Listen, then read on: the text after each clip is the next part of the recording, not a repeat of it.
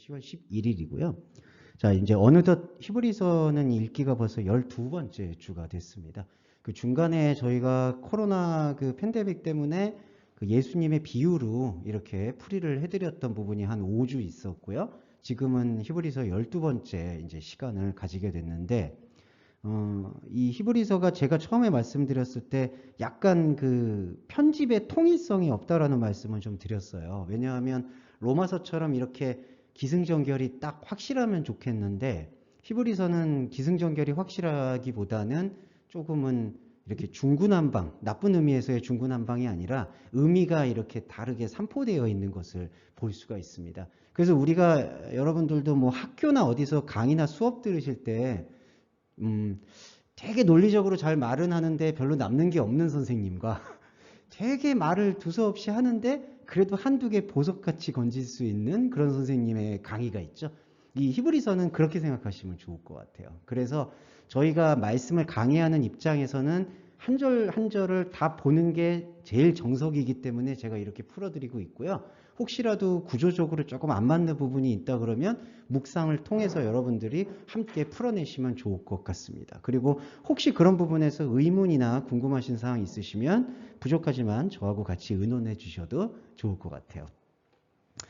자, 그리고 또 하나 이제 아까 오시기 전에 다른 분들 오시기 전에 좀 미리 오셨던 분들한테 말씀을 드렸는데 이렇게 한번 오늘 또 보고 한번 이게 좋은지 안 좋은지를 한번 판단해 주시면 좋겠는데요. 지금 보시면 이 텍스트 프린터 보시면 한글 번역 성경을 그대로 그냥 옮겼습니다. 일단 이게 저와 여러분들이 좀 읽을 때 편안하게 그 편안한 게 사실은 좋은 건 아닌데 이 번역을 바꾸기 전에 것 한글 번역 성경을 그대로 텍스트 옮겼고 그게 조금은 달라질 수밖에 없는 부분들 그러니까 원문과 차이가 있는 부분들을 제가 여기다가 괄호를 쳐서 이렇게 의미를 적어봤습니다. 그래서 이전에는 그거를 또 의역을 한번 하고 그거를 또 해설을 드리니까 그게 이제 좀 이렇게 현장에서 예배를 드리시거나 할 때 조금 힘들 수 있겠다라는 생각이 저도 들었고요. 설명드리는 저도 좀 이게 원래 이런 의미였는데 이런 의미였습니다 라고 얘기 드리는 게 많이 좀 어려움이 있어서 한글 번역 성경을 그대로 두고 거기에다가 원래 원문의 헬라어를 좀 중요한 거를 여기다가 언급해서 같이 설명드리는 방향으로 하도록 하겠습니다. 자, 10장 제가 두 번째 부분은 지난주에 의해서 율법과 그리스도의 관계에 대해서 설명드립니다. 첫 번째 시간엔 이 10장 후반부 부분을 같이 읽고 풀이하면서 짚어나가면 좋을 것 같아요. 자, 28절과 29절은 한 문장입니다.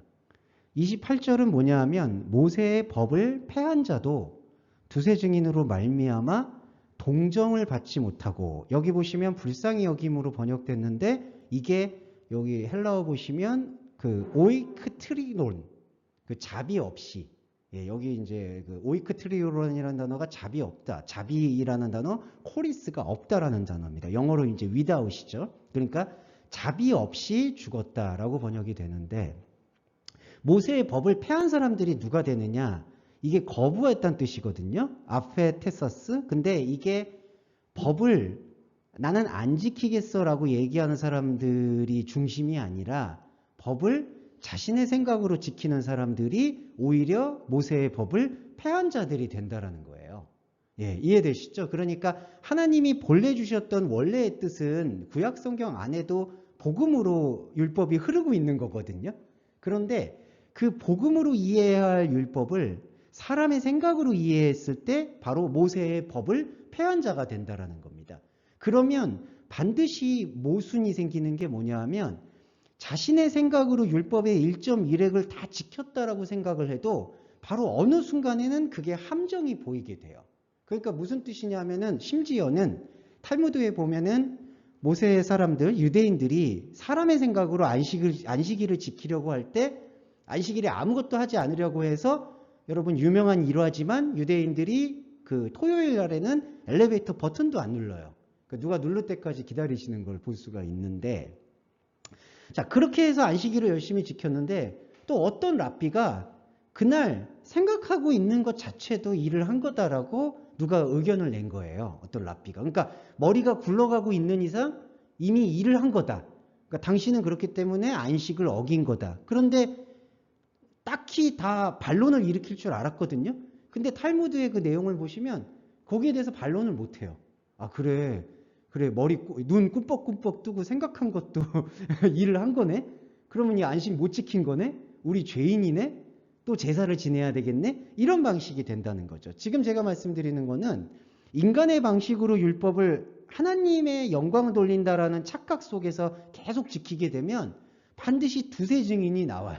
이 두세 증인이라는 게 여러분 욥기서에도 보시면 그 욥의 항변을 계속해서 묵살하는 새 친구가 등장을 합니다.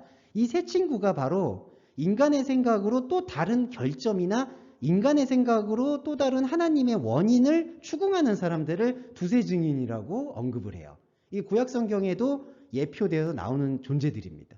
그러니까 결국 인간의 생각으로 율법을 열심히 지키려고 하는 사람들도 두세 증인이라는 반드시 인간의 관계 속에서 나타날 수밖에 없는 함정으로 인해서 하나님의 진짜 궁극적인 사랑인 이 오이코트리온 자비를 경험하지 못하고 죽는다라는 걸 28절에서 이야기한 거예요.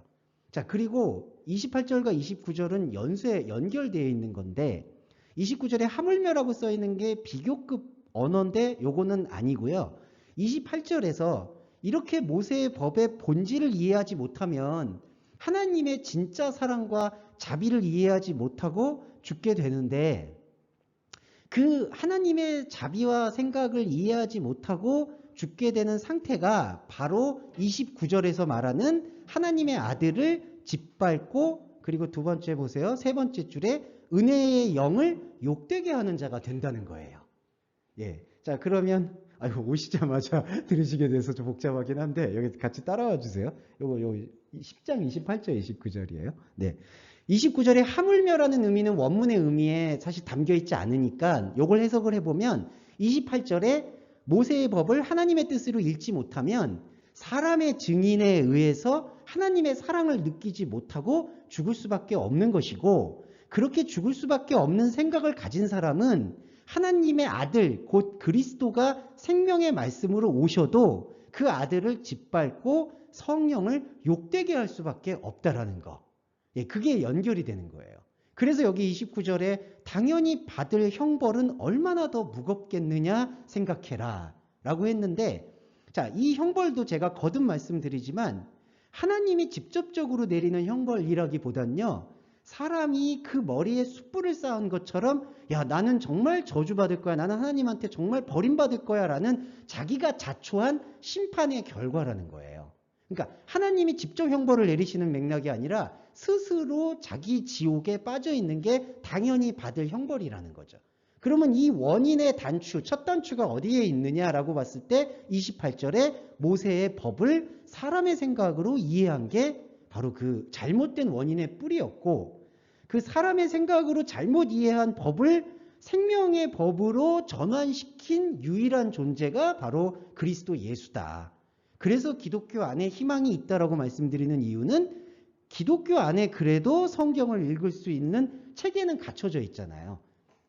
이렇게 말씀드리는 거는 바로 기독교와 기독교 밖을 얘기하는 거예요. 우리가 사실 저도 기독교, 그러니까 종교 자체는 많이 비판이 돼서 마땅하지만 그 기독교 자체에 애증을 갖는 것보다는 기독교는 그래도 성경의 말씀을 담고 있다. 근데 문제는 이제 28절 첫 번째 문장인 거죠. 이 성경의 말씀을 담고 있는데 이 말씀이 바로 모세의 법을 폐하는 말씀으로 이해를 한다면 그거는 죽음의 상태고 그냥 죽음이면 모르겠는데 제일 경악스러운 게 29절에 하나님 아들을 계속 짓밟는다는 거예요. 예. 그 예수님의 비유 중에 여러분 이런 거 보시면 쓸모 없어진 어떤 뭐 가지들이나 가라지들을 말씀 기억하실 텐데 사람들이 밖에 던져서 밟고 불태운다. 꼭 이런 얘기가 등장을 해요. 그러니까 쓰임을 받지 못하는 것들은 사람이 밟아버린다. 자꾸 그런 얘기를 해요. 그 이유가 뭐냐 하면 그냥 나는 하나님의 말씀을 잘 모르는 거야. 하나님과 관계가 잘 없었던 것 뿐이야 라고 그냥 내버려두면 좋겠는데 그게 안 되고요. 아무리 법 없이 살 수 있는 양심이 깨끗한 사람이더라도 이 모세의 법이라는 것 안에서의 말씀 진리의 흐름을 발견하지 못하면 필연적으로 하나님의 아들을 짓밟고 성령을 욕되게 하는 사람이 된다는 거죠. 그래서 이거를 이제 우리가 교리적으로 성령 회방이라는 거 많이 들어보셨잖아요. 그러니까 이것 자체가 성령의 회방이 되는 거예요. 그래서 반대로 들어가면 우리가 성령의 회방의 그 죄라는 그 죄악에서부터 벗어나려면 이 모세의 법에 폐함이 없이 모세의 법을 본질로 이해하는 말씀의 신앙이 필요하다라는 거죠. 자, 그 본질의 신앙을 이해하는 태도 중에 중요한 게 29절에 자, 중간 두 번째 문장에 이게 나옵니다. 하나님의 아들을 짓밟고 자기를 거룩하게 한 언약의 피를 부정한 것으로 여기고 이렇게 되어 있는데 자, 여기서 부정한 것으로 여겼다라는 것을 헬라어의 원문은 뭐라고 표현했냐 하면은 코이논 에르사메노스. 이게 뭐냐? 보편적인 것으로 인도하고 라는 뜻이에요. 자, 그러면 잘 비교해 보세요. 언약의 피는 예수 그리스도의 피거든요. 근데 예수 그리스도의 피를 한글 번역은 부정하게 여겼다라고 되어 있는데 부정하다는 뜻이 여기서는 그냥 일반적인 걸로 번역이 된 거예요.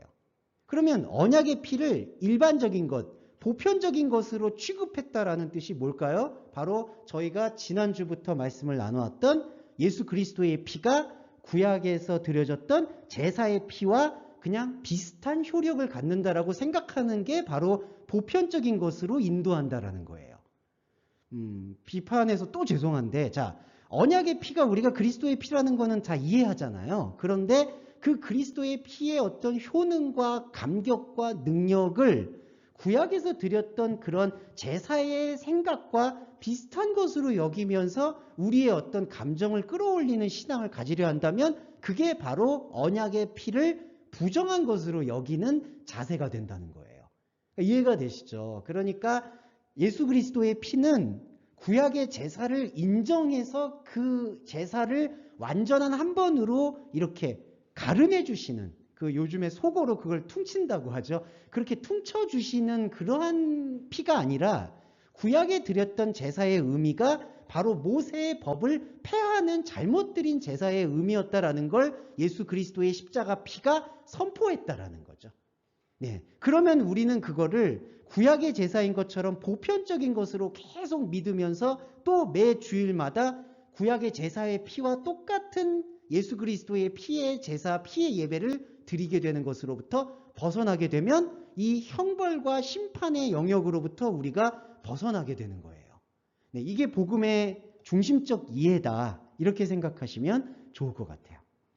자, 그리고 30절과 31절로 넘어가면 이게 이제 시편의 구약의 시편으로 제가 기억하고 있습니다. 이거를 인용을 한 건데 자, 이것도 잘 이해해 주시면 감사한 게 신약 성경에서 구약을 인용을 하잖아요. 근데 인용을 할 때 번역을 해서 인용을 해요. 구약 성경은 히브리어로 쓰였는데 신약 성경은 그거를 헬라어로 바꿔요.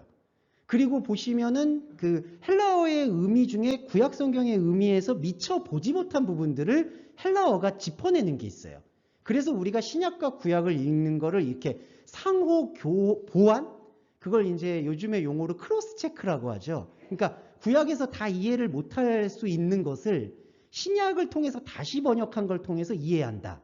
자, 이거예요. 이게 대표적인 게 30절인데 30절에서 구약 말씀만 읽게 되면 오해는 뭐냐 하면 하나님이 나의 백성들을 불쌍히 여겨서 나의 백성들을 괴롭히는 이방 백성들을 심판하리라는 그러한 뉘앙스가 담겨 있어요. 그런데 이거를 이제 예수 그리스도의 말씀을 경험한 영적인 제자들이 히브리서를 기록을 했을 때에는 이걸 어떻게 구약 안에 있는 말씀을 이렇게 영적으로 짚어냈냐 하면 30절에 보시면 원수를 어떻게 심판하고 갚은다라고 얘기가 되냐 하면은 여기 두 번째 문장이죠. 또다시 주께서 그의 백성을 심판하리라 말씀하신 것. 구약에서는요. 여기 제가 적어놨는데 그 자신의 백성이라고 하지 않고 나의 백성을 괴롭히는 백성이라고 얘기를 해요. 근데 신약에서 이거를 헬라어로 바꿀 때 어떻게 바뀌었냐 하면은 그 자신의 백성을 심판한다고 해요. 그러니까 이 말씀만 들으면 그냥 이거를 문자 그대로 그러니까 액면 그대로 받아들이면 너무 오해가 크고 원망이 커지는 거예요. 왜냐하면 여러분 하나님이 자기 자신의 백성을 심판한다는 얘기예요. 그렇죠. 이게 바로 구약의 의미를 묵상한 영적인 기록자가 이렇게 적은 거예요. 그러면 자신의 백성을 심판한다는 게 뭘까요? 지난주에 원수 말씀드렸죠. 원수는 외부에서 나를 괴롭히는 사람도 원수지만 더 중요한 원수는 내 안에서 복음을 받아들이지 못하도록 발버둥치는 다른 나들이에요. 사실 저는 그건 다른 나라고도 표현하고 싶지도 않아요. 그건 나도 아니고 나를 잘못 쌓아 올리고 있는 바벨탑과 같은 것인데, 그 다른 내가 이렇게 우리의 어떤 그 구약 성경 중에 그 토성이라고 기억하시죠? 이렇게 에워싸고 있는 거예요. 그래서 그의 자신의 백성을 심판한다는 건 그 백성의 중심되는 영적인 자아를 심판한다는 게 아니라 그 영적인 자아를 애둘러서 둘러싸고 있는 토성과 같은 다른 나를 허물어뜨리겠다라는 약속의 표현이 원수 갚는 것, 심판이란 뜻이라는 거죠. 그러니까 우리가 본질적으로는 하나님에게 심판을 받고 심판을 당하는 존재는 이제 더 이상 아니라는 거예요. 그리스도인은. 하나님과 함께 마주보는 그리스도인은 그리스도가 내 안에 있고 내가 그리스도 안에 있는 그 생명을 경험하는 것이지, 심판을 내가 당하거나 내가 누군가를 하나님의 말씀을 빙자해서 심판하거나 그런 사람이 아니라는 거죠. 그러면 이 심판은 우리의 심판 영역이 아니라 하나님이 우리를 심판하시는 건데, 이때 심판이라는 거는 진짜 나를 심판하는 게 아니라 진짜 나를 둘러싸고 있는 이 곁가지들, 이게 우리의 인생이나 생명의 삶, 그리스도인의 삶을 아예 망쳐버리는 요소죠. 그래서 여러분, 이게 이제 영적인 알레고리로 넘어가면 할례 아시죠? 할례가 뭐냐면은 그 남성의 어떤 의식으로 알려져 있는데 그렇지 않아요. 신약 성경에 와서 할례는 주변에 붙어 있는 것들을 완전히 덜어낸다, 커팅한다는 뜻이에요. 그 주변이 뭘까요? 하나님의 말씀을 보고자 하는 내가 아닌 다른 나들을 주변이라고 표현하는 거예요. 그래서 백성을 심판하리라는 말씀은 바로 나를 심판하는 게 아니라 내 주위의 다른 나를 심판하는 것이고, 그리고 여기서의 원수 역시도 나의 외부의 적을 얘기하는 게 아니라 나의 내면적인 다른 나들을 얘기하고 있다. 근데 이 묵상을 우리가 마음속 깊이 품으면요, 실제로 나의 주변에 나를 관계적으로 괴롭히거나 어렵게 하는 사람들이 점점 소멸되는 경험을 하실 거예요. 왜냐하면 이렇게 말씀드려서 송구하지만 나한테 환경적으로 들러붙어 있는 사람들이나 관계, 그러니까 외부적 사람들의 관계가 내가 끌어당기고 내가 놓지 않는 부분들도 대부분 있기 때문이에요. 그러니까 죄송한 표현인데 유유상종이라고 하죠. 내가 가진 성향, 내가 가진 어떤 스펙트럼으로 사람들을 만나게 돼요. 그러면 그런 사람들과 어울리기 때문에 그런 사람들을 통해서 용기를 얻거나 동의를 받거나 위로를 받아요. 이제 그게 원수들이 돼버려요. 왜냐하면 자기의 목적했던 위로가 일어나지 않을 때는 적이 되니까요. 그러니까 원수는 사실은 우리 안에서 해결을 먼저 해야 되는 게 말씀의 원리입니다. 그 원리가 해결이 되면요, 우리를 시편에서 말하는 것처럼 다윗을 그토록 괴롭혔던 원수들이 허물어지는 것을 경험하실 수가 있다. 그거를 말씀드릴 수 있겠고, 자, 31절과 32절 계속 연결을 해볼게요. 자, 30절에서 보시면은 어떻게 표현됐냐 하면, 자, 주님이 우리 안에 있는 다른 나를 심판하신다고 하잖아요. 자, 심판하시면서 이 히브리서 기록자가 우려하는 게 뭐냐 하면, 하나님의 손에서 추락하는 거를 나는 두려워하고 있다. 이게 바로 이제 영적 경고인데, 어디서 추락하는 것도 아니고 하나님의 손에서 추락을 해요. 자, 하나님은 우리에게 우리가 활동하기를 원하시는데, 살아계신 하나님이라고 또 표현을 하잖아요. 그런데 하나님의 활동을, 아까 제일 처음에 모세의 법을 폐하는 게 모세의 법을 잘못 이해하고 있잖아요. 그러니까 이것도 하나님의 말씀이잖아요. 그리고 하나님의 말씀을 또 보고 있잖아요. 그런데 하나님의 말씀을 보고 하나님의 말씀으로 기도하고 예배를 한다 하더라도 살아계신 하나님을 느끼는 게 아니라 살아계신 하나님의 손 안에서 추락이 되어버린다는 거죠.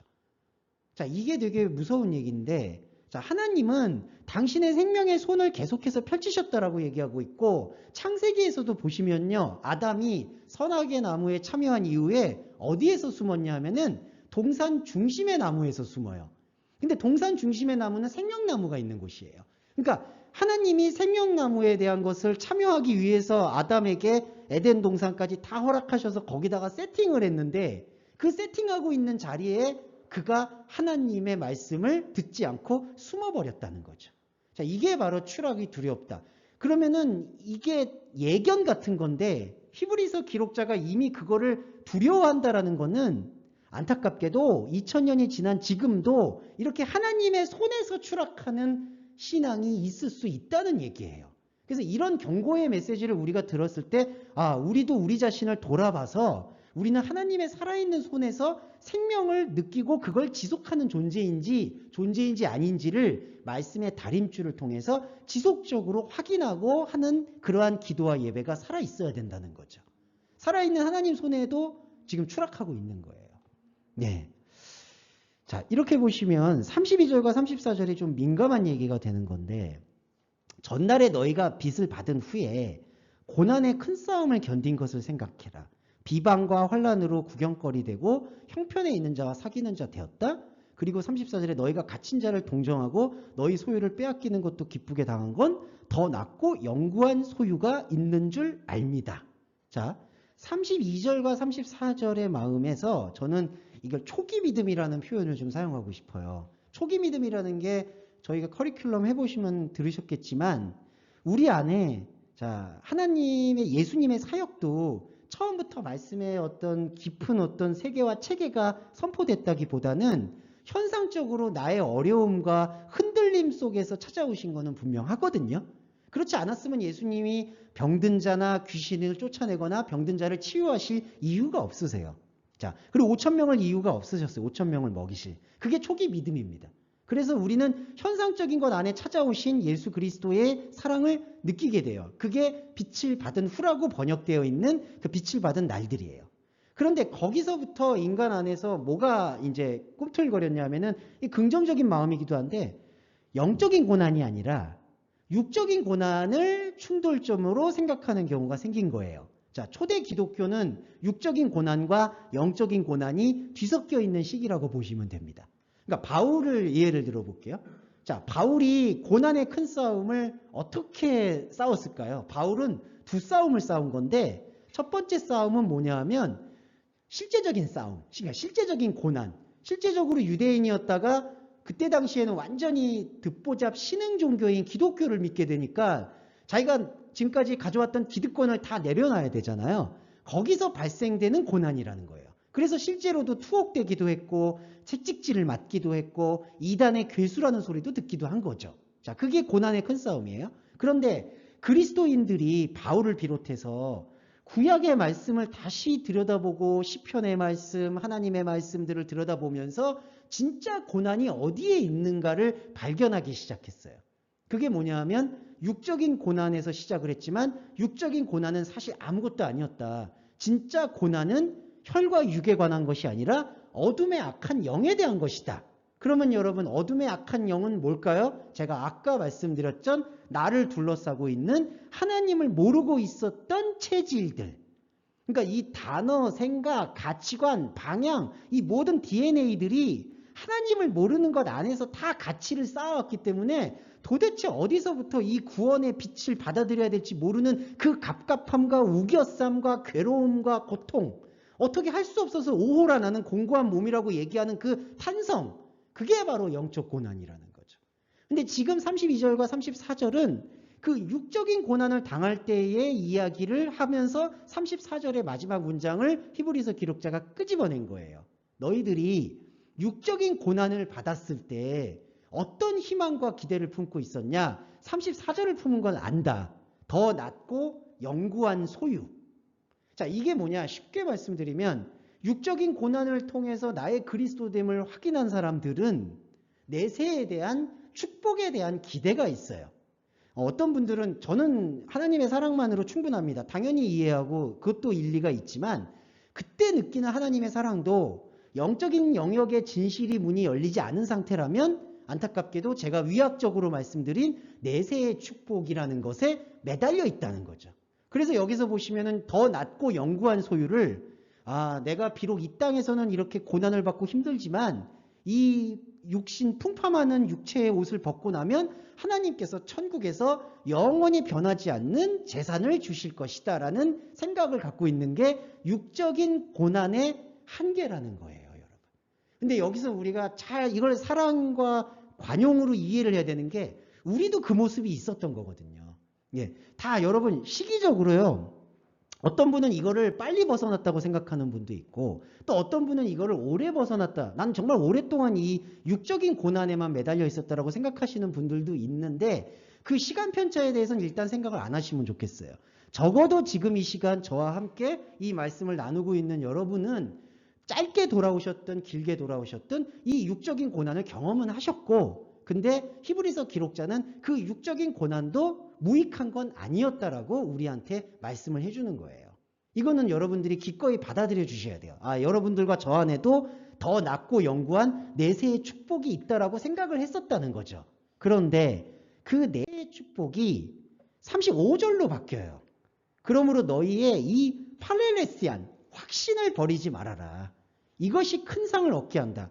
이거를 단순하게 읽는 분들은, 그러니까 제가 뭐 복잡하게 읽는다라고 말씀드리고 싶은 게 아닌데, 이걸 단순하게 보는 거는 육적인 고난을 받아서 그 육적인 고난 속에서도 나는 예수님을 끝까지 믿을 거야 라는 그러한 자기 다짐으로 요 파렐레시안 확신을 생각을 한다는 거죠. 그런데 이 파렐레시안이라는 확신이라는 단어는요, 완전한 동의라는 뜻이 있어요, 여러분. 완전한 동의. 그러면 이거를 좀 깊게 들여다보면 완전히 동의가 되려면은 나의 생각 안에 있었던 하나님을 몰랐던 모든 독소가 빠지고 그 안에 마치 디톡스를 하듯이 새로운 DNA, 새로운 말씀의 유전자가 이 안에 채워져야지 그걸 완전한 동의라고 얘기할 수 있는 거예요. 실제로 여러분 예를 들어볼까요? 저하고 만약에 또 뭐 다른 형제님과 관계가, 형제님을 그냥 겉모습을 보고 제가 좋아해서 그냥 형제님을 신뢰합니다라고 얘기하는 것과 그 형제님이 갖고 있었던 지금까지의 삶과 계획, 가치관, 그걸 다 속속들이 알고 나하고 이런 차이도 있었지만 저는 그래도 같이 가고 싶습니다라고 얘기하는 것과 완전한 차이가 있죠. 근데 여기서 확신을 만약에 그냥 감정적인 확신으로 보게 된다면 예수 그리스도의 실체에 대해서는 관심이 없는 채로 그냥 나는 이 확신, 그러다 보니까 그 확신의 재료를 자꾸 어디서만 찾냐 하면 육적인 고난의 영역에서 찾게 되고 기도하고 헌금하고 예배를 하게 된다는 거예요. 그리고 제일 안타까운 건 그런 방식으로 또 성경을 읽기 시작하는 거예요. 육적인 고난에서 예수 그리스도는 우리의 위로를 주실 거야. 우리의 어려운 삶을 이렇게 낫게 해주실 거야. 근데 여러분, 그런 거는 이 디모데전서인가요? 거기서도 우리의 이 육체적인 유익은 약간의 유익이라고 했어요. 하나님이 그거를 모른 채 하시는 분은 아니에요. 우리의 어떤 육체적인 아픔, 경제적인 고통, 관계의 어려움을 외면하시는 분은 아닌데 자꾸 우리가 거기에 포커스를 맡기게 되면은 정말 영적인 생명이 나오지가 않는다는 거죠. 자, 영적인 생명에 대해서 36절에서 강조를 한 건데 히포메노스가 등장해요. 인내. 자, 이 말씀은 예전에 기억하시는 분들이 있는데 한 번만 짧게 풀어드리면 여기서 인내라는 거는 페이셔스, 그러니까 내가 참는다라는 얘기가 아니라 휘포메노스라는 헬라어의 의미는 어디 안에 머무른다, 거하다, 정착한다는 뜻이에요. 휘포메노스, 어디 안에 집을 짓고 정착한다. 그러니까 인내라는 단어가 내가 물론 그 안에 머물기 위해서 참아야 되는 것도 있겠지만 이 단어의 진짜 뜻은 내가 어디에 머물려고 참는 게 본질이 아니라요, 어디 안에 머무는 게 중요해요. 그럼 여기서 머무는 게 어디죠? 말씀이에요. 그러니까 말씀이 나를 머물게 하는 거지 내가 참고 여기에 머무는 게 아니라는 거예요. 그러면 인내라는 용어는 뭐냐? 내가 하나님의 말씀에 대해서 지속적으로 노출이 되어 있는 거를 인내라고 얘기하는 겁니다. 그래서 인내는 소망을 낳고 소망은 구원을 낳고 이런 맥락이 있는 거예요. 근데 그것도 이거를 인간적인 어떤 관계로 치환을 해서 해석을 하면은 내가 열심히 참아서 담대한 육적 고난을 견디면 하나님께서 큰 상을 주신다. 이 논리의 구조 속에서 절대로 못 벗어나는 거죠.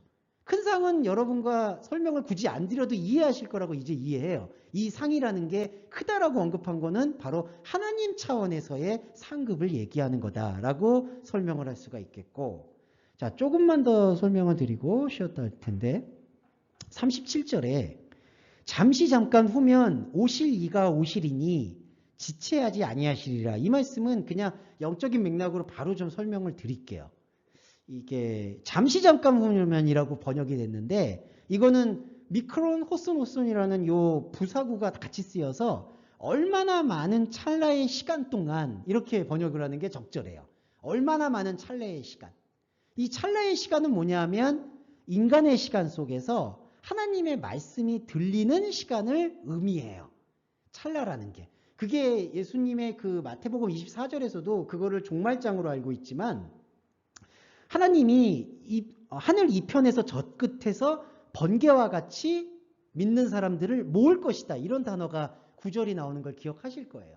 그러면은 그게 하나님께서 갑자기 뭐 이렇게 나타나서 짠 나타난다 이런 어떤 육체적이고 현상적 재림만을 얘기하는 거냐? 그게 아니라 예수 그리스도의 말씀은 우리 안에서 우리 인간의 시간이 감당할 수 없을 때, 그런데 그 감당할 수 없는 것을 하나님께서 그리스도 예수를 보내셔서 우리 안에 선물로서 제시했다는 거죠.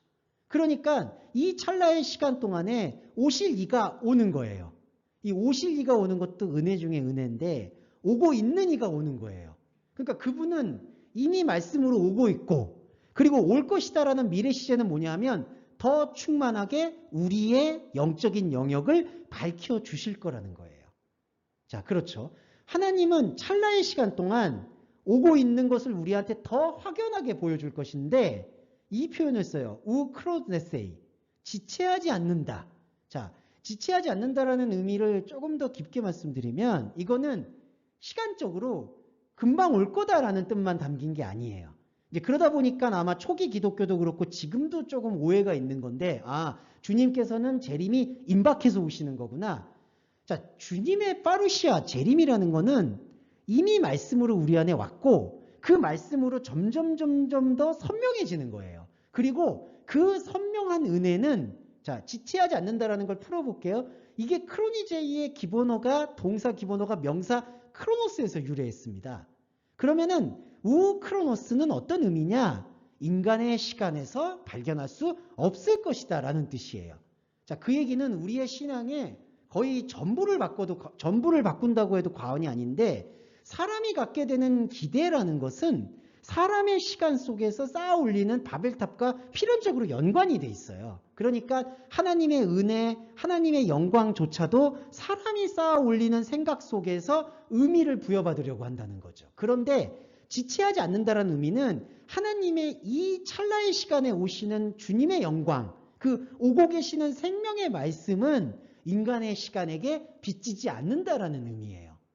그러니까 우리가 단순하게 말씀드리면 우리가 가지고 있는 이 크로노스라는 인생 시간에 하나님의 말씀을 들어서 잘못 들은 어떤 초기의 믿음으로 자기의 영광을 마치 하나님의 영광인 것처럼 스펙도 쌓고 가정도 잘 꾸리고 그런 어떤 내 목회도 잘하고 그런 어떤 열매를 만들어서 하나님, 저는 여기서 이렇게 이 땅에서 하나님의 영광을 위해서 노력했습니다라고 나중에 하나님한테 다가간다 하더라도 하나님이 나는 너를 모르겠다라고 얘기할 수가 있다는 거죠. 그러니까 말씀의 방향은, 우리가 받아야 될 은혜라는 것은 우리의 시간에서 뭔가를 쾌적하고 축적하는 게 아니라 이 땅의 보화에다가, 땅의 보물창고에다가 보물을 쌓는 게 아니라 땅은 살고 있으나 하늘을 섬길 수 있는 그 체질로 변화하는 게 이 지체하지 않는다라는 말씀을 아멘으로 받아들일 수 있는 그리스도인이 돼야 된다는 거죠. 네. 그러니까 지체하지 않는다라는 것 의미 안에 금방 온다라는 의미로만 이거를 묵상하게 되면 우리가 정말 많은 걸 놓치게 됩니다. 그럼 주님이 언제 오시는 거예요? 그것만 계속 기다리게 되는 거예요. 근데 그걸 기다리면 뭐예요? 실제로 여러분, 만약에 주님이 오셨다고 쳐요. 정말 지금 만약에 내일 오셨다고 쳐요. 내일은 좀 그러니까 제가 오늘 밥 먹고 내일 오시는 게 좋으니까 갑자기 배고프니까 밥은 먹어야 되겠어. 주님이 내일 오셔. 근데 만약에 왔는데 제 안에서 만약에 내면적으로 말씀의 뿌리와 말씀의 활동이 없잖아요. 그럼 하나님도 약속의 하나님이시기 때문에 나를 볼 수가 없잖아요. 그럼 우리 둘이 사이는 없는 거예요. 그러면 내가 아무리 뭔가 열심히 일을 하고 뭔가 열심히 의미를 두고 양심대로 살고라고 했더라도 안타깝게도 그건 하나님과 상관이 없을 수가 있다는 거죠. 그런데 이것만 말씀드릴게요. 그렇게 금방 오실 거야. 그러니까 내가 뭔가 대비해야 돼 라고 했을 때 그 대비를 다 어디서 찾을까요? 구약에 잘못되어 있는 율법의 가르침을 지키는 걸로 찾게 된다는 거예요. 깨어 있어야 되겠구나. 주님이 금방 오시니까 어떤 깨끗하고 투명하고 청명한 삶을 살아야 되겠구나. 예수님이 그걸 말씀하시려는 게 아니라 하나님의 말씀을 너의 안에 담고 오실 일을 점점 이렇게 크게 파일을 키워라. 천국은 말씀으로 침노하는 자의 것이라 하지 않았느냐. 그걸 우리가 깨우치는 게 하나님이 진짜 재림을 하셔도 당당하게 우리가 하나님의 우편 보좌에 앉아 계신 예수 그리스도를 받아들일 수 있다는 거죠. 자, 그거에 대해서 한 가지만 설명드리는 걸 마무리하고 잠깐 쉬었다 하실 텐데 38절과 39절이 갑자기 이게 나와요. 38절에 나라고 되어 있는데 나의 의인은 빼고요. 의인이라고 그냥 표현됩니다. 의인은 믿음으로 말미암아 산다. 자, 그래서 이전에 어떤 노력과 공력에 대한 부분이 아니라 다시 한번 환기시키면서 의인은 믿음으로 말미암아 산다라고 얘기하는데, 자, 이 에크피스테오스 제세타이라는 요 구절에는 중요한 두 가지 의미가 담겨 있어요. 뭐냐 하면 이 두 가지 의미는 하나는 믿음의 뿌리를 두고 산다는 얘기고요. 믿음의 뿌리를. 이거는 본질의 믿음이죠. 본질의 믿음의 뿌리를 두고 살아간다라는 뜻이고, 또 하나는 그 믿음으로부터 나온다는 얘기예요.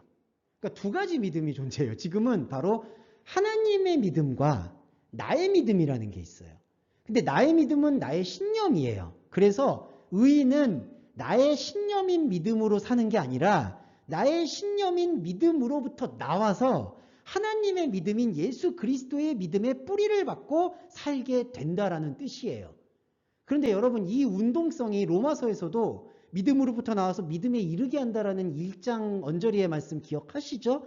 그것과 같은 원리인데 이 원리를 지속하면서 말씀을 활동을 하고 신앙생활을 하지 않게 되는 게 뭐냐 하면은 바로 뒤로 물러서는 거예요. 자, 뒤로 물러서는 게 이게 너무나 집요한 게 마치 그리스도인은 이 연어와 같은 존재인데 이게 믿음의 뿌리를 두고 나의 믿음을 버리고 하나님이신 믿음을 갖고 살려고 한다 하더라도 우리가 갖고 있는 옛것의 생각, 사람의 관계, 나의 어떤 습관들 이런 부분들이 끊임없이 하나님의 믿음을 위축되게 만드는 거예요. 대표적인 거는 야, 그러면 말씀을 받았고 뭐 생각하면 내가 뭐라도 좀 해야 되지 않을까라는 것.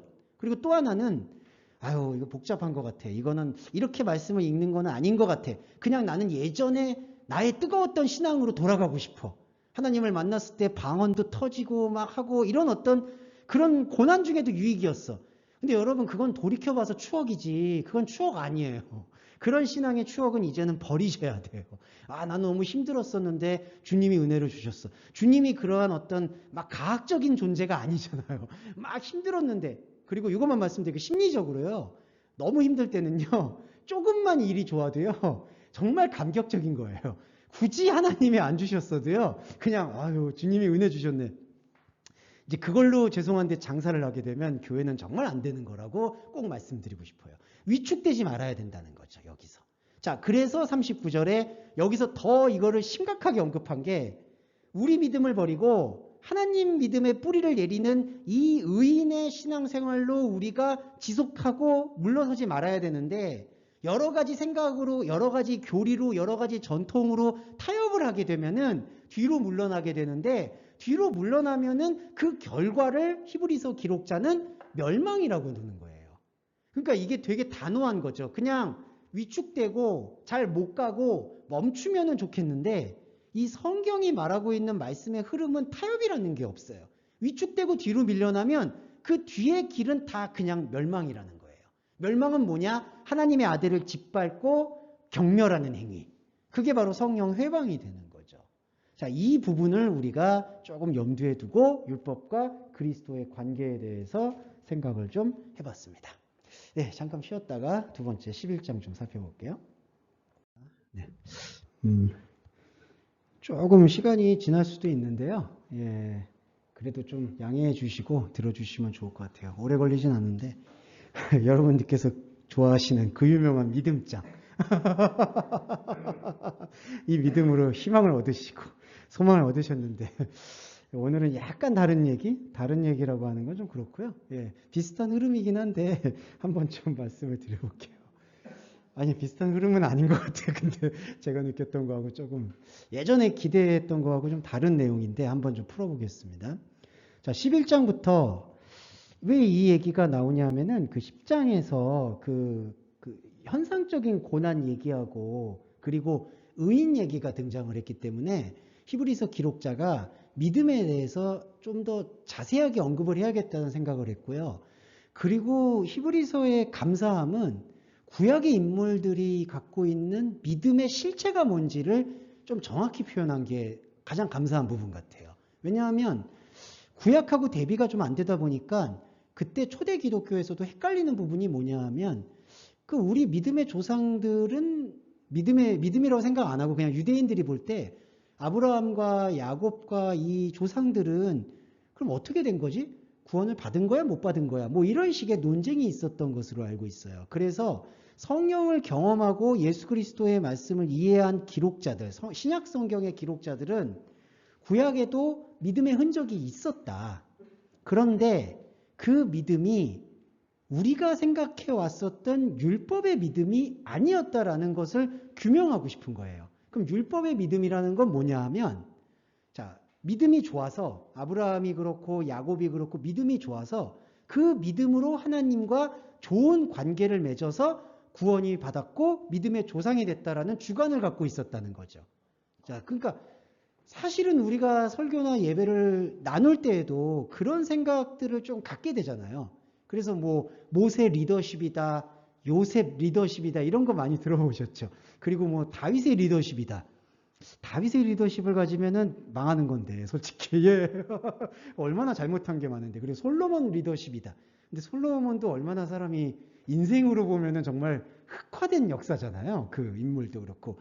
그리고 결정적으로 야곱은 절대로 본받아서는 안 되는 인물이죠. 네.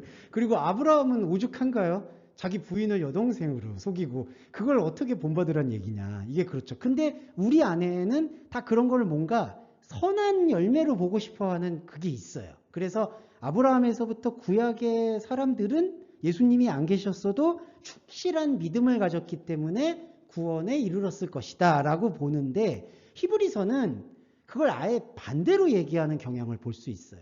구약에 언급되고 있는 아브라함에서부터의 인물들은 그 믿음을, 그러니까 하나님을 잘 믿는 어떤 신념의 믿음이 좋아서 하나님이 택하신 게 아니라 자기가 믿고자 했으되 자기의 의와 노력으로는 하나님을 믿을 수 있는 게 아무것도 없다라는 사실을 그 인생의 고비고비에서 고백한 그 고백을 믿음으로 보셨다는 거죠. 그러니까 이게 우리가 받아들여야 될 믿음의 표지라고 생각하셔야 돼요. 아, 아브라함이나 우리 민류의 조상들, 믿음의 조상들은 정말 믿음이 좋아서 나하고는 정말 차원이 다르구나. 그걸 본받아야 되겠다라고 큐티를 하는 것은 이제는 내려놔야 되고, 구약의 백성들이 얼마나 하나님이 아니었던 자기 금송아지 우상 속에 사로잡혀서 우왕좌왕하고 있었다가 하나님께서 주셨던 절대적 은혜를 통해서 내 안에는 나의 의지로는 하나님을 믿을 수 있는 게 없구나라는 사실을 고백하는 거. 그게 바로 믿음이었다는 거죠. 그걸 가지고 요 1절을 보시면은 정확해지는 게 믿음은 바라는 것들의 실상이라고 되어 있습니다. 자, 바라는 게 뭐냐면요. 엘피조메논인데 이게 소망이나 희망이란 뜻이에요. 기대한다, 바란다. 근데 이 단어와 실상과는 사실은 어울리는 단어라고 보기에는 어려워요. 실상이라는 단어, 휘포스타시스는 실체라는 거는 드러난 것, 폭로된 것, 발각된 것이란 뜻이 있습니다. 근데 여러분, 폭로와 발각이라는 뜻 안에는 뭐가 담겨 있을까요? 보고 싶지 않았던 모습이 결국 드러나고 말았다라는 게 엄밀한 이 단어의 본질적 뜻이에요. 그러면 이게 역설적인 거예요.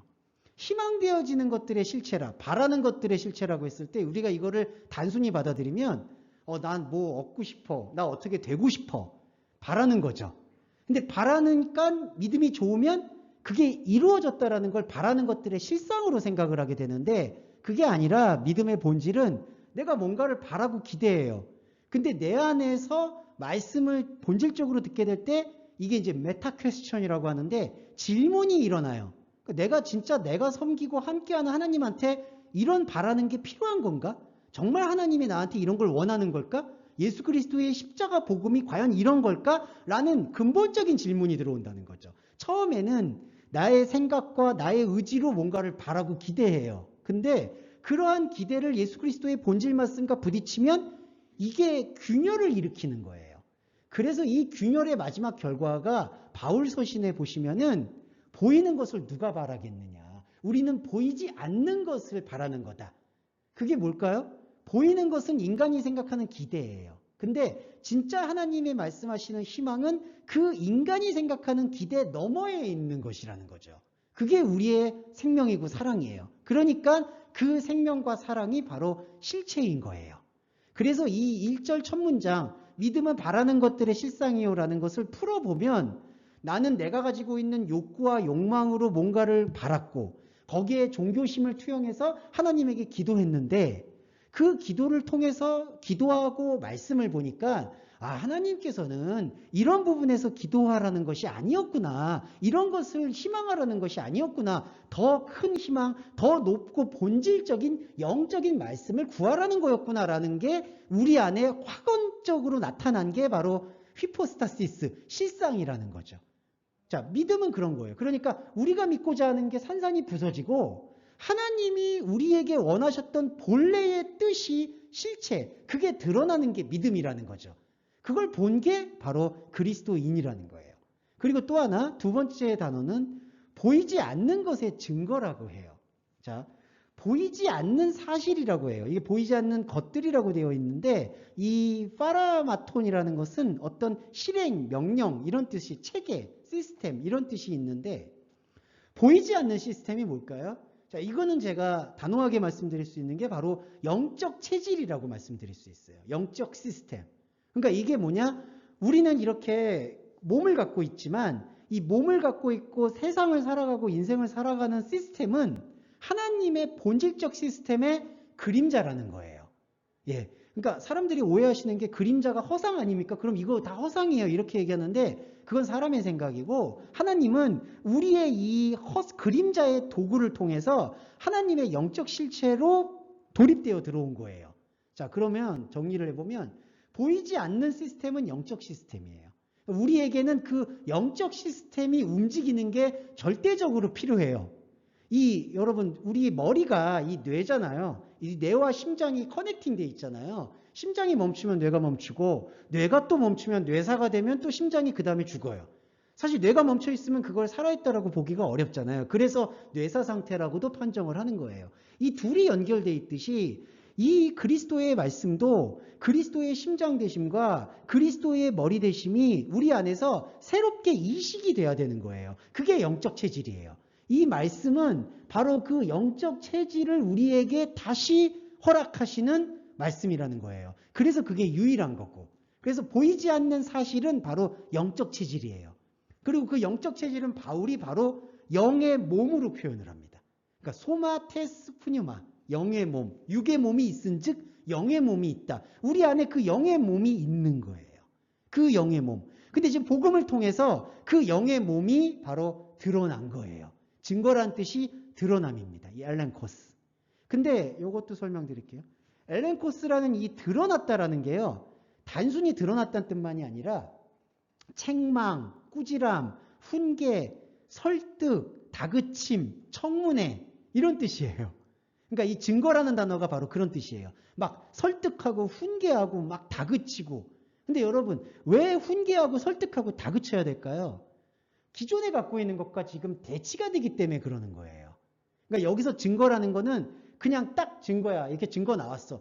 이게 보이지 않는 영적인 거네. 막 신비롭네. 이런 과정이 아니라요. 하나님의 영적인 체질이 딱 드러나요. 믿음을 통해서. 그러면 그 드러나는 것과 내 안에 있는 아까 원수 말씀드렸죠. 내 안에 있는 다른 것들이 완전히 이거를 못 받아들여가지고 발버둥 치는 그 설득 과정들이 증거라는 거예요. 엘렌코스. 그래서 이거를 책망이라고도 표현을 해요. 그러니까 막 답답해서 왜 이거를 못 받아들이느냐. 그만큼 보이지 않는 것을 못 받아들이기 때문에 엘렌코스, 책망이라는 단어가 쓰인다는 거예요. 그러니까 믿음은요. 그렇기 때문에 사실 어떤 막 그냥 주어지거나 하는 게 아니라 낭만적인 게 아니라 우리 안에서 정말 치열한 어떤 그 움직임, 인생을 걸고 생명에 대해서 발견하고자 하는 그러한 치열함이 있을 수밖에 없다는 거예요. 있어야 한다는 당위가 아니라 있을 수밖에 없었던 거예요. 2절에 보시면 바로 그거예요. 선진들이 이로써 증거를 얻었다. 이 증거가 바로 엘렌코스거든요. 그러니까 믿음의 선진들이 바로 그러한 증거를 받으면서 스스로 고민하고 고뇌하면서 영적인 해답을 찾아갔다라는 거죠. 그러니까 그게 바로 믿음 있는 그리스도인이다. 그러니까 일단 우리가 분리해서 생각해야 되는 게 나는 믿음이 좋아라는 그렇게 말씀하실 분도 여기는 안 계시겠지만 어떤 분들은 나는 하나님이 다 믿어져. 그런 분은 의심을 해봐야 돼요. 예, 솔직히 안타깝지만 나는 하나님이 안 계신 거라고 생각할 수가 없어. 근데 어떤 하나님이 계신가에 대해서 솔직히 좀 진지하게 질문을 해볼 필요는 있어요. 그리고 또 나는 하나님이 전혀 안 믿어져라고 하는 분과 또 대화를 단절할 필요도 없는 거예요. 안 믿어지는 것 안에는 또 그런 이유가 있는 거예요. 그러면 진짜 믿음은 뭐냐? 내 감정이 믿어지냐 안 믿어지냐의 여부를 잠시 내려놓고 내 안에서 물결치듯이 들어오는 이 증거. 근데 그 증거는 때로는 막 책망으로 나타나기도 하고 우리의 어떤 기존에 갖고 있었던 이런 이것만은 안 돼. 나 이것만은 못 놓겠어 하는 것들도 막 쓸어버릴 때가 있거든요. 이제 그런 것들을 계속해서 부딪히면서 앞으로 나아가게 되는 현상. 이런 것들을 총괄적으로 얘기하는 게 바로 믿음입니다. 근데 여러분 희망을 가지시면 좋은 게 이 믿음이요. 말씀이 일을 하고 계시기 때문에 보혜사가 말씀이고 말씀이 일을 하시기 때문에 우리가 하나님의 말씀 예배에 점점 노출이 되게 되면 이 믿음의 체질이 우리 안에서 점점 내공이 쌓이듯이 그 체질이 쌓여요. 그러면 체질이 쌓이게 되면은 나중에 이 증거가 더 이상 책망이나 내 안에 부대낌으로 들리지 않고 너무나 자연스러운, 그래서 그거를 꿀맛같이 단 말씀이다 이런 표현들도 쓰잖아요. 그냥 자연스럽게 이제 이해가 되는 단계가 있다는 거죠. 지금도 그런 단계라고 생각하시면 좋을 것 같습니다. 여기서 단계가 무슨 클래스나 수준을 얘기하는 게 아니라요. 한 인생의 과정으로 생각하시면 좋을 것 같아요. 자, 그 부분을 염두에 두고 제가 말씀을 조금만 이어갈게요. 한 10분만 더 쓰겠습니다. 믿음으로 모든 세계가 하나님의 말씀으로 지어준 줄을 안다. 근데 이것도 약간 오해가 있는 게요.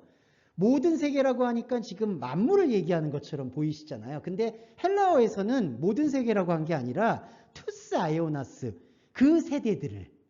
이 세대들은 뭐냐면요. 믿음의 족보를 얘기하는 거예요. 그러니까 믿음으로 이 세대들을 하나님의 말씀으로 지었다.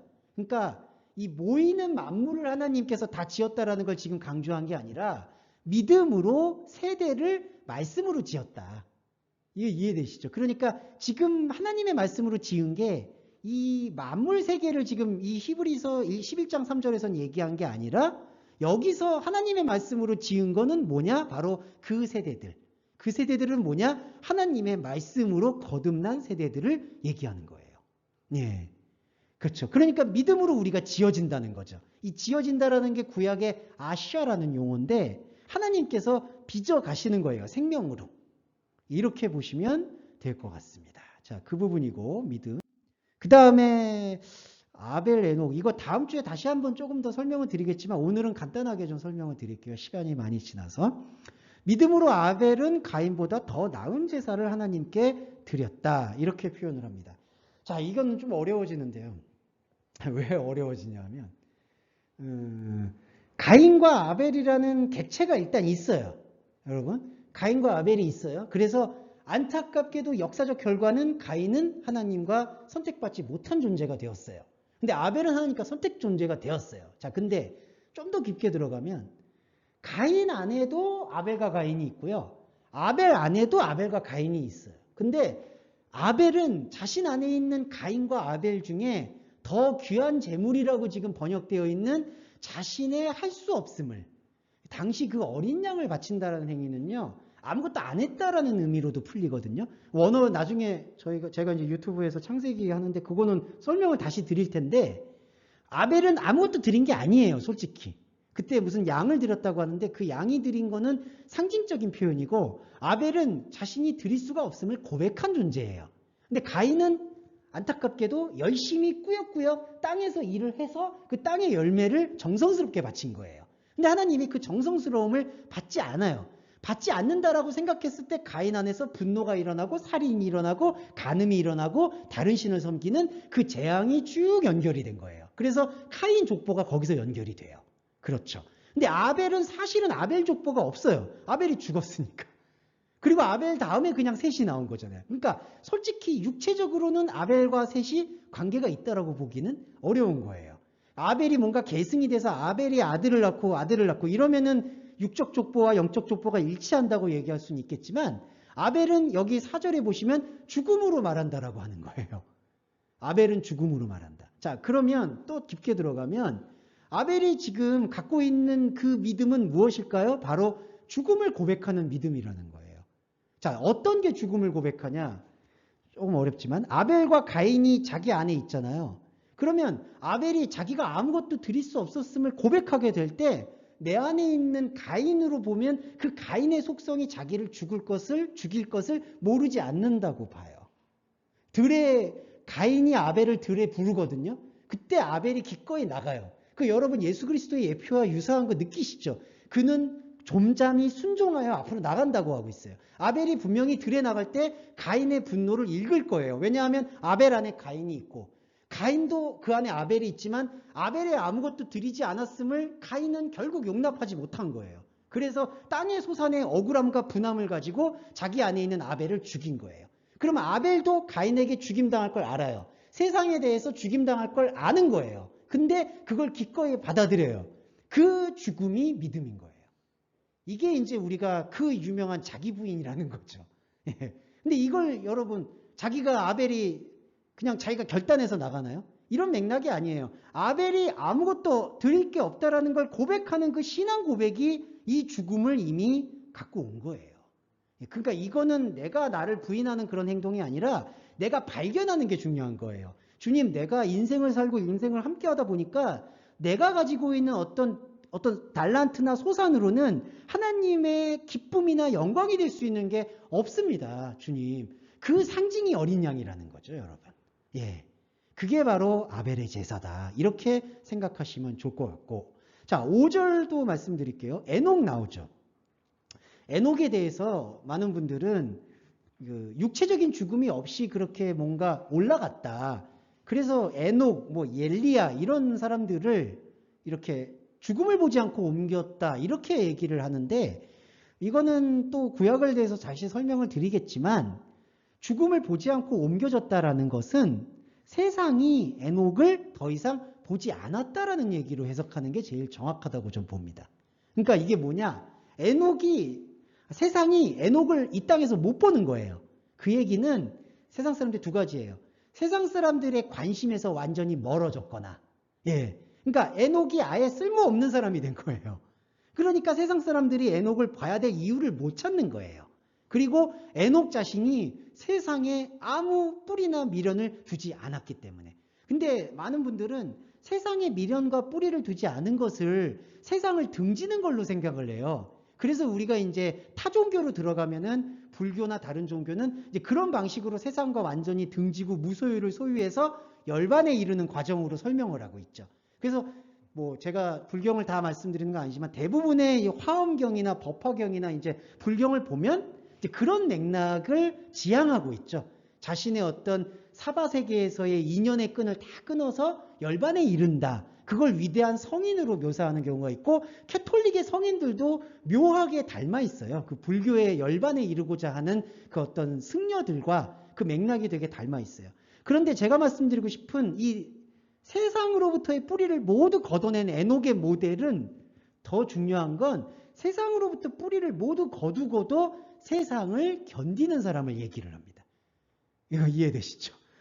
그러니까 에녹의 믿음은 뭐냐면 하나님을 열심히 잘 믿었더니 하나님께서 땅에서 하늘로 이렇게 휴거시킨 그런 맥락이 아니라 세상도 보지 못하고 에녹도 세상을 보지 않아요. 관심을 갖지 않아요. 그게 말씀의 믿음이 하는 역할이에요. 저와 여러분도 그렇게 되고 있어요. 지금도 그렇고. 세상을 살아가는데 그런데 중요한 건 이게 마치 영지주의처럼 나는 이제 세상을 다 등졌기 때문에 나는 세상에 어떤 미련이 없어. 나는 세상의 어떤 관계와도 자유로워. 이렇게 되는 게 아니라 세상을 오히려 살아간다는 거죠. 이거 되게 아이러니하죠. 이 에녹의 모델은 나중에 계속해서 등장을 해요. 세상에 떠나 있으나 세상에 남아있는 것. 이거를 사도 바울은 고린도전서과 고린도후서에서 보이나 보이지 않는 것 같이, 보이지 않으나 보이는 것 같이, 있으나 없는 것 같이, 없으나 있는 것 같이로 설명을 한 거예요. 그러니까 저와 여러분의 믿음의 모델들, 아벨은 나의 죽음에 대해서 내가 아무것도 할 수 없음을 고백하는 존재. 그리고 에녹은 세상에 대해서 뿌리를 더 이상 갖지 않는 존재. 아무 애착이 없는. 근데 애착 관계가 없는데도 내 가족과 함께 있고 사랑을 하고 일을 하는 사람들. 이게 어렵지만 이걸 우리 그리스도인이 해내야 돼요. 네. 왜 해내야 된다고 하냐면요. 하나님의 사랑으로 살아가야 되잖아요. 자, 하나님의 사랑으로 살아간다라는 게 무슨 뜻이냐면은 아무 기대나 아무 희망이나 아무 목적이나 아무 의미가 없어도 하나님의 사랑으로 살아갈 수가 있어야 된다는 거예요. 그 사랑을 우리가 생각하는 사랑으로 자꾸 맞추면 안 돼요. 하나님의 사랑은 뭔가 뜨거운 거야. 하나님과 인격적 교제인 거야. 이런 거를 다 지울 수 있어야 돼요. 다 지워도 정말 무색무취한 하나님의 사랑이다 하더라도 그 하나님의 사랑이 우리와 함께하고 있다라는 것을 느끼는 것. 그게 중요한 거죠. 예, 그게 구원의 삶이다라고 말씀드릴 수 있겠고. 자, 이제 설교가 1시간이 지났습니다. 지난주에도 1시간이 지났는데 이쯤 되면 좀 고통스러운 시간이신데 예.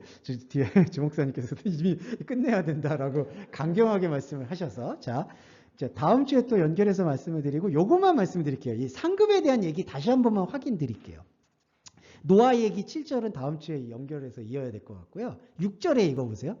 믿음이 없이는 하나님을 기쁘시게 못한다. 자, 이것도 해석드리면 하나님을 기쁘게 한다는 게 자꾸 이게 의인화하는 경향이 있어요. 그러니까 뭐 이렇게 하나님이 아버지 같이 인자하게 있다가 내가 믿음이 적으면은 하나님이 막 인상 빡 쓰고 믿음이 좋아지면 하나님이 나 기쁘구나 이렇게 생각하는 게 있는데 성경에서 헬라어에서 특히 기쁘다는 건 뭐냐면 저번에도 계속 말씀드렸지만 만나는 거예요.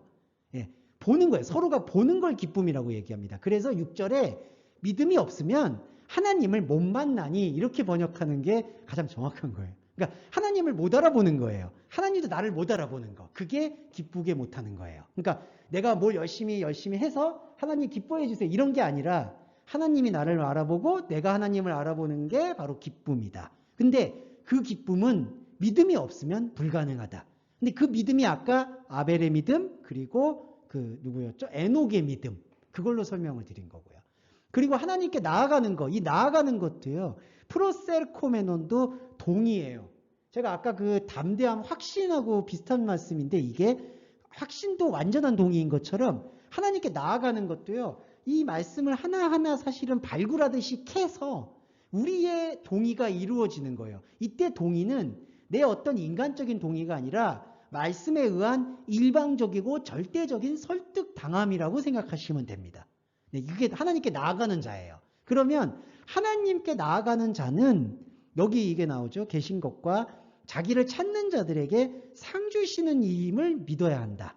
이런 게 이제 번역의 오류라고 전 말씀드리고 싶은데 상 주시는 이라고 되어 있는데 이게 원문 번역하면은 이렇게 됩니다. 미스타 포데토스 기네타이. 상이 되어진다라는 것을 믿어야 된다. 자, 그러니까 상을 준다라는 걸 믿는다라는 게 아니라요. 이렇게 하나님에게 나아가는 자는 하나님께 상이 된다. 그러니까 내 존재가 상이라는 거예요. 그러니까 여러분이 상을 받는 게 아니라 여러분과 제가 하나님한테 미스토스, 상이 된다는 거예요. 그럼 이 상급이 뭐냐면요. 기념이란 뜻입니다. 기념과 하나님과 소통은 닮아 있어요. 이게 무슨 뜻이냐? 기념이라는 거는 하나님이 약속을 견고하게 해주는 거예요.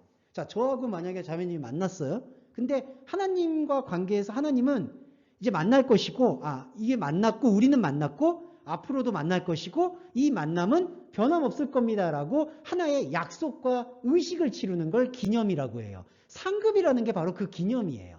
하나님이 나를 앞으로도 계속해서 기쁘게 만나 주실 거다. 기쁘게 하실 거다. 이거를 확증하는 게 바로 상이에요. 근데 이게 얼마나 놀랍냐면 우리가 그 기념체 자체가 된다는 거예요. 그러면 하나님도, 이런 표현은 약간 불경스러울 수 있지만 하나님도 당신이 약속을 하셨기 때문에 이걸 번복을 못하는 거예요. 이게 하나님의 약속의 원리예요. 그럼 우리가 상이 되어진다. 지금 이 순간 우리가 원문을 통해서 그리고 말씀의 흐름을 통해서 이걸 확인하시면 여러분 안에 믿음의 씨앗은 사라지지 않는 것이고 그 믿음의 씨앗을 통해서 하나님께서는 여러분을 미스토스, 상으로 여기신다는 거죠. 그러니까 이게 더 본질적인 축복이지 나는 상이 아니고 내가 상을 받는 거는 그게 무슨 축복이겠어요? 솔직히 저는 그런 상급보다 제가 하나님한테 기념체가 되는 게 훨씬 더 감격적인 거지. 뭐 대통령상 받는다고 그게 뭐가 의미가 있겠어요? 그렇죠. 예.